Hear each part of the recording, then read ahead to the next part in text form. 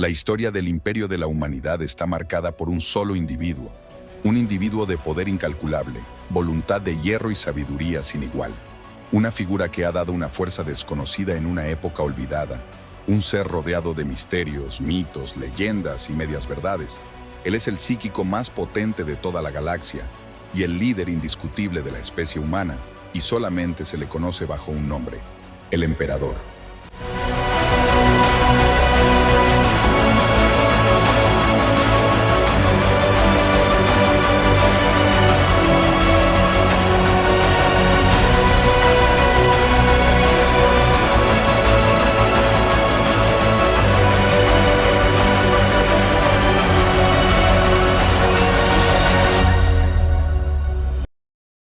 Muy buenas a todos y bienvenidos a un nuevo vídeo de Warhammer 40.000. Hoy seguiremos con la cronología y por fin llega el momento que todos estabais esperando: la historia del Emperador y el imperio de la humanidad. Intentar resumir la extensa historia de la humanidad en Warhammer 40.000 es quizás una tarea imposible por la cantidad de información que tenemos sobre el imperio, y a la vez por la cantidad de medias verdades, información dudosa, y la cantidad de documentos borrados o clasificados por la propia Inquisición imperial, para ocultar terribles verdades de su historia que romperían la unidad del imperio en pedazos si salieran a la luz. A pesar de ello, podemos construir una cronología bastante coherente dentro de todo este tipo de eventos, fechas ambiguas, mitos y leyendas en las que está sumida la historia imperial y del emperador. Todo esto sin contar las diferentes versiones del lore que han ido cambiando a lo largo de los años y pueden llegar a contradecirse o no encajar dentro de las leyes establecidas del universo.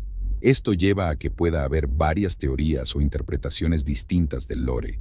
Y a esto quería llegar, ya que yo intento describir el universo, siendo fiel a lo establecido, pero aún así puede que mi visión no sea estrictamente canon, sino que más bien es mi manera particular de darle sentido a todo este lío de información incompleta y a menudo contradictoria. En el presente, en los años 40.000, el imperio es indiscutiblemente la fuerza galáctica más poderosa, extendiéndose a lo largo de 1.000.000 de mundos con trillones de habitantes. El emperador, en su estado perpetuo de no muerte, sobre el trono dorado de Terra, gobierna el imperio como la más suprema autoridad, venerado como un dios omnipotente de infinita sabiduría.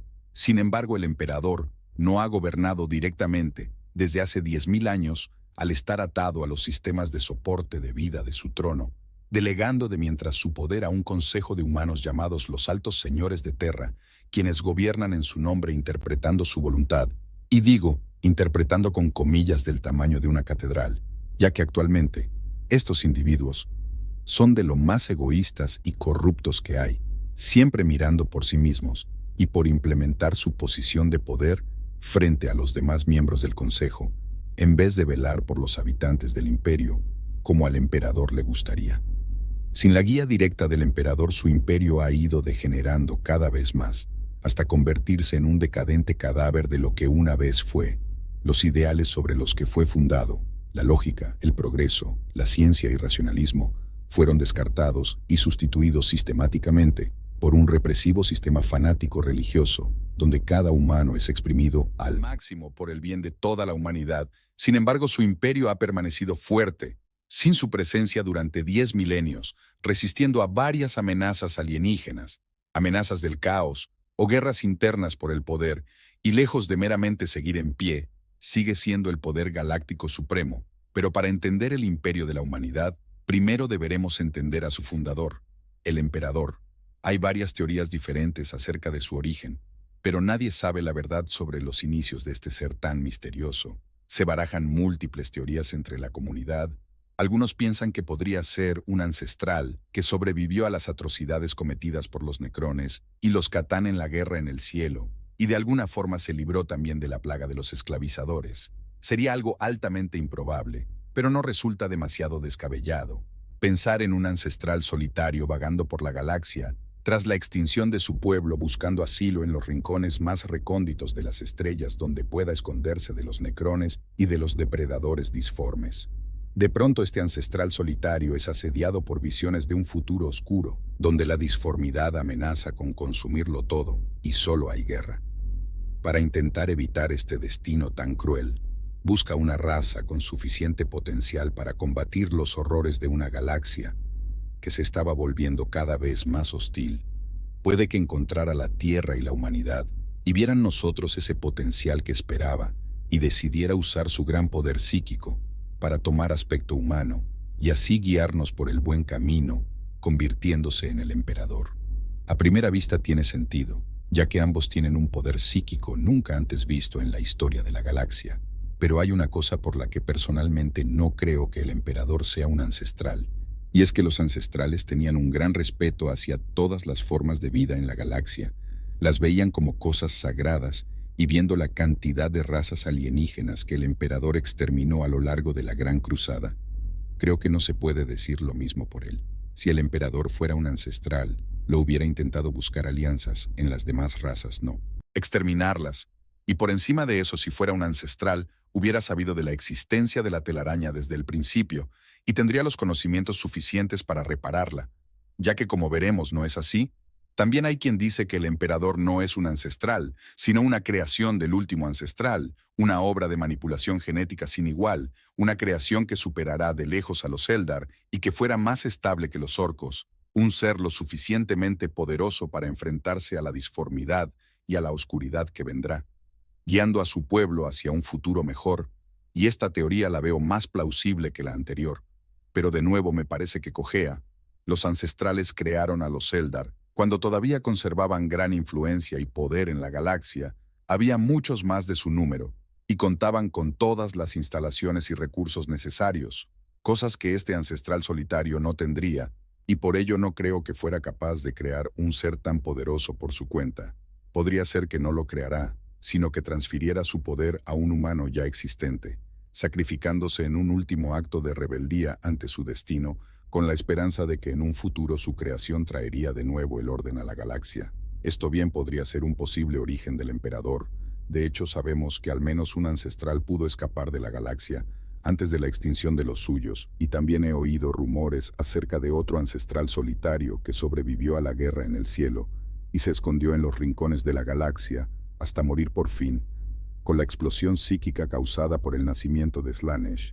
Y puede que alguno de estos ancestrales tuviera algo que ver con el origen del emperador, pero como digo, tan solo es una de las múltiples teorías que se barajan en el lore, porque ninguna está confirmada y su verdadero origen sigue siendo un misterio. Pero para mí hay una teoría que tiene más sentido que las demás, o que al menos me resulta más llamativa. Una teoría basada en lo viejo, que ha crecido mucho en popularidad, que dice algo así. Unos 8 milenios antes de Cristo, en la era primigenia del Neolítico, existía una tribu de chamanes en la antigua Anatolia. Estos chamanes fueron los primeros seres humanos en manifestar poderes psíquicos y poco a poco fueron desarrollando sus habilidades y su relación con el gran océano de la disformidad. Por aquel entonces la disformidad estaba más tranquila, ya que aún no había despertado del todo ningún dios del caos. Y aunque si hubiera depredadores disformes, era un lugar relativamente tranquilo donde podían explorar sus capacidades sin riesgos. Estos chamanes poco a poco fueron desarrollando su entendimiento y uso de la disformidad.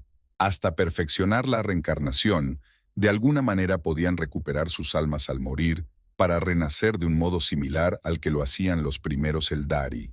Estos serían los primeros perpetuos humanos. Los perpetuos básicamente son todos aquellos que puedan revivir tras la muerte, y no queda muy claro cuál es el origen de estos individuos en el universo Warhammer 40.000, porque pueden aparecer en cualquier raza, e incluso parece que su origen puede ser tanto artificial como natural. Sea como fuere, estos chamanes perpetuos también tenían la habilidad de ver el futuro a través de sus poderes psíquicos, y un día recibieron visiones de un futuro oscuro, donde los dioses del caos amenazaban con destruir la propia existencia. Además de esto, la disformidad se estaba volviendo progresivamente más violenta, y cada vez más sus almas se perdían en el proceso de reencarnación, y sus números cada vez menguaban más desesperados. Decidieron trazar un plan para salvarse y poder sobrevivir lo suficiente como para evitar que sus oscuras visiones se hicieran realidad. Por lo tanto, decidieron hacer un ritual en el cual todos los chamanes restantes, unos 1000 psíquicos, se suicidarían simultáneamente para unir todas sus almas en un solo individuo 1000 almas, en un mismo cuerpo y una misma mente. Aparte de dotar al individuo resultante con 1000 almas y todo el poder psíquico, recuerdos y sabiduría asociado a ellas, el ritual también tendría otro efecto. Un salto evolutivo que de forma natural tardaría miles o millones de años en producirse. Los chamanes habían logrado hacerlo a través de un solo ritual, generando así un ser humano perfecto, el ápice de la evolución humana, lo que sería la humanidad si se le permitía desarrollar todo su potencial. En consecuencia, el ritual engendraría a un ser humano insuperable, con un poder psíquico descomunal, un ser capaz de guiar a toda la raza y a la prosperidad, lo suficientemente poderoso como para protegerla de los horrores, la informidad y enfrentarse a los mismísimos dioses del caos. Y si todo esto fuera poco, también es inmortal, o al menos capaz de vivir decenas de miles de años, y además si muriera al ser perpetuo, en teoría se reencarnaría de nuevo. Si no lo habéis adivinado ya, el hombre resultante de este ritual de suicidio en masa sería nada más y nada menos que el mismísimo Dios Emperador, maestro de la humanidad y azote del caos. Pero todavía tardaría mucho en lucir estos títulos, unos 37.000 años más o menos, y para poder entender su trasfondo en detalle, tendremos que ver las diferentes etapas de la historia humana, cosa que voy a tener que cubrir a lo largo de varios vídeos. No sé cuántos, pero un solo vídeo no me da para cubrir todo lo que considero pertinente, y además sería un insulto hacia nuestro queridísimo y glorioso líder dorado. Gracias por llegar hasta el final y nos vemos en la segunda parte.